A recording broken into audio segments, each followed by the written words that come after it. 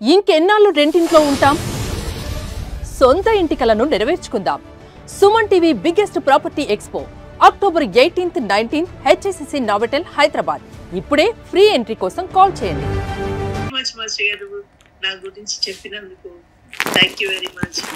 Thank you so much అక్క, అలా connect అయినందుకు కాల్లో.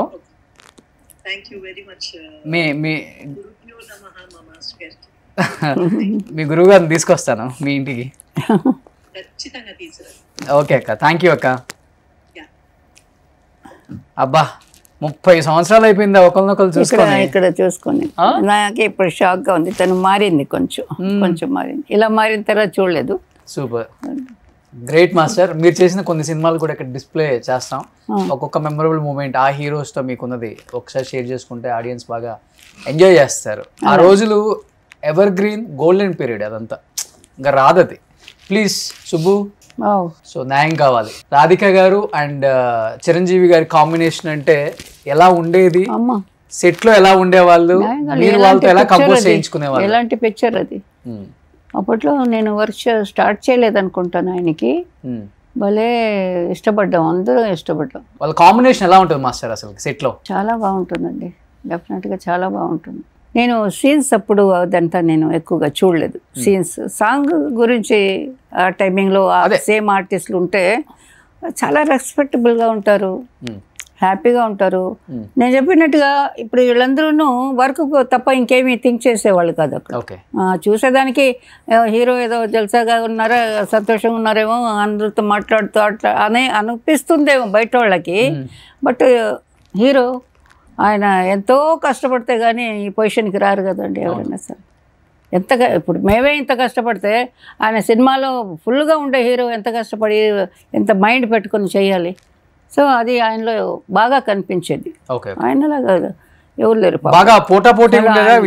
టయానికి ఏదన్నా ఇవ్వకపోయినా, భోజనం చేయకపోయినా వచ్చి పనిచేసే ఒక ఆర్టిస్ట్ అడిగేవారు కూడా కాదు. ఏదైనా అడిగినా ఎక్కడైనా అలా ఈవెన్ కాశ్మీర్లో కూడా ఆకలి ఇస్తే కూడా అందరూ పనిచేసేవాళ్ళమే. ఎందుకంటే ఎండబోతుంది వచ్చేది అప్పుడప్పుడు.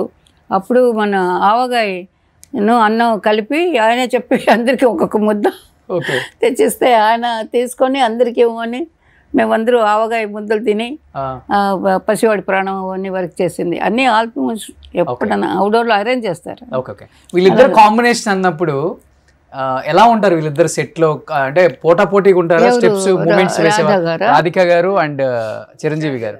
చిరంజీవి బాగుంటుంది, తిను అల్లరి కదా, ఎప్పుడు అల్లరిగా ఉంటుంది.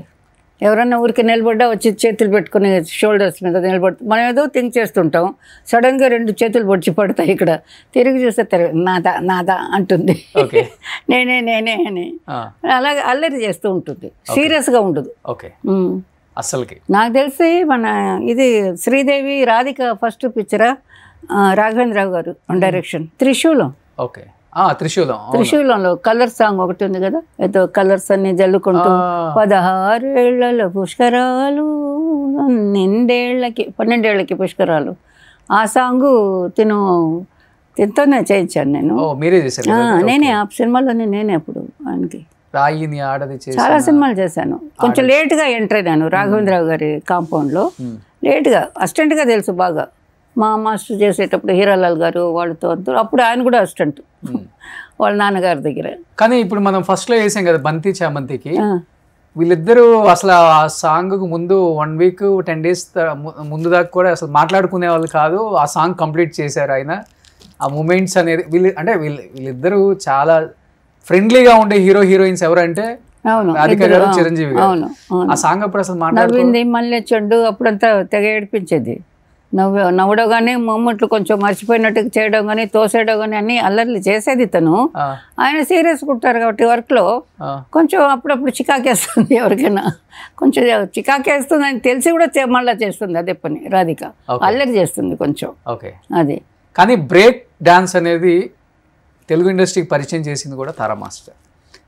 అది వచ్చింది చిరంజీవి గారితోనే ఆ బ్రేక్ స్టార్ట్ అయింది ఇక్కడ. అవును, డెఫినెట్గా. సో ఆ ఫస్ట్ లో ఆ మూమెంట్స్ చేసేటప్పుడు చిరంజీవి గారు బాగా కష్టపడే వాళ్ళ, లేకపోతే ఈజీగా వచ్చేసేది ఆ మూమెంట్స్ ఆయనకి? ఈజీగా రాలే, కష్టపడి నేర్చుకున్నారు. సేమ్ టైం ఒక ఐడియా మైండ్లో ఉండింది ఆయనకి. ఒక ఐడియా అంటే ఎక్కడ మారినా ఒక స్టైలు, మ్యూజిక్లో మారినా, డ్యాన్స్లో మారినా, టేకింగ్లో మారినా సినిమా వాళ్ళకి తెలిసిపోతుంది. ఓకే. యాక్చువల్గా చెప్పాలంటే నేను ఆ స్టైల్ని ఫస్ట్ చూసింది న్యూ ఇయర్ నైట్లో వచ్చేది గుర్తుందా, టీవీలో, బ్లాక్ అండ్ వైట్ టీవీలో. న్యూ ఇయర్ డిసెంబర్ ఫినిషింగ్, జనవరి స్టార్టింగ్. అవును. అలాంటి అయితే ఒక్కొక్క ఊరు నుంచి ఒక్కొక్కరు వాళ్ళ ఐటమ్ ఆడేవాళ్ళు. కొన్ని షార్ట్సే వచ్చేవి అవి బ్లాక్ అండ్ వైట్ మూవీలో. నాకు అవన్నీ ఇష్టం, అది అలా చూడడం. నేను పెట్టుకుని ఏమన్నా చేశారేమో, అంతకు మునుపు ఎక్కడెక్కడో వచ్చి ఉండొచ్చు మన ఇండియాకి నాకు తెలిసి. అప్పుడు నేను చూసినప్పుడు ఒక నీగ్రో అతను ఆ డ్యాన్స్ చేశాడు. ఆ కాళ్ళు అలా స్లోగా తీసుకోవడం, మళ్ళీ పెట్టడం, అలా చూడడం, ఏదో పక్షిలాగా. ఇదేంటది, ఆ మ్యూజిక్ కూడా బాగుంటుంది. మనకైనా ఏదో మెలోడీ మ్యూజిక్ కూడా మిస్ అవుతుంది, మన మ్యూజిక్లో మిక్స్ అయింది. బ్రేక్లు చేసేటప్పుడు బ్రేక్ సాంగ్ అంటే మ్యూజిక్ ఇండియన్ మ్యూజిక్ కన్నా వెస్ట్రన్ మ్యూజిక్కే బాగా సూట్ అవుతుంది. అది చేసిన సినిమాలన్నీ బాగా హిట్ అయినాయి. అది ఫాలో అయ్యేసి ఆ మ్యూజిక్ దొరకాలి కదా మాస్టర్కి.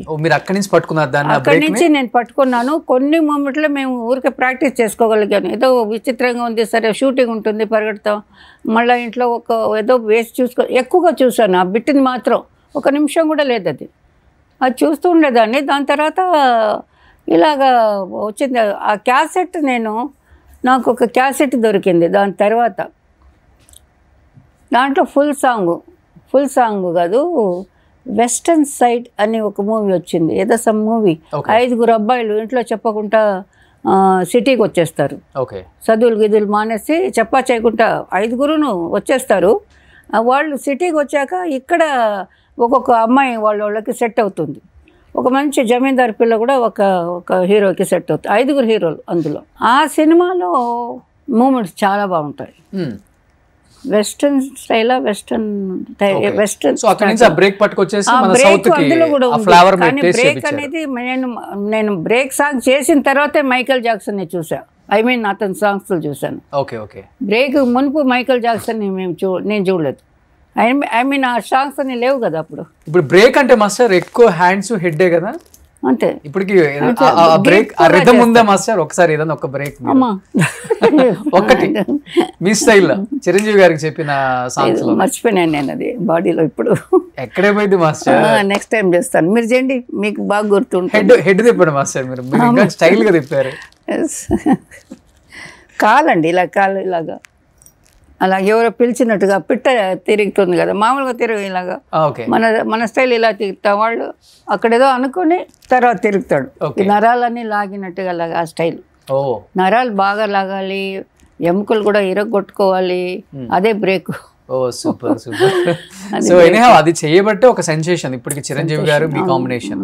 బాగుంది, ఆయనకి సూట్ అయింది. అందరికీ కష్టపడి చేసిన వాళ్ళందరికీ సూట్ అయింది. బ్రేక్ ఆయన తప్పితే ఎవరు చేయలేదు కదా ఇక్కడ తెలుగులో కూడా. ఎవరు టచ్ కూడా చేయలేకపోయారు. నెక్స్ట్ పెద్దరికం చేశాను. మాస్టర్ ఈ సినిమా అప్పుడు సుకన్య గారితో మీరు అసలు మాట్లాడలేదంటే? ఎవరండి చెప్పారు అలాగా? ఆవిడే మాట్లాడేది కాదు. నేను అక్కడే తిరుగుతూ ఉండేదాన్ని. మాట్లాడితే బాగున్నాయి, డాన్సర్ కదా, మంచి డాన్సర్ అని. తనేదో రిజర్వ్డ్గా ఉండేది అప్పుడు. తర్వాత మంచి ఫ్రెండ్స్ మేము.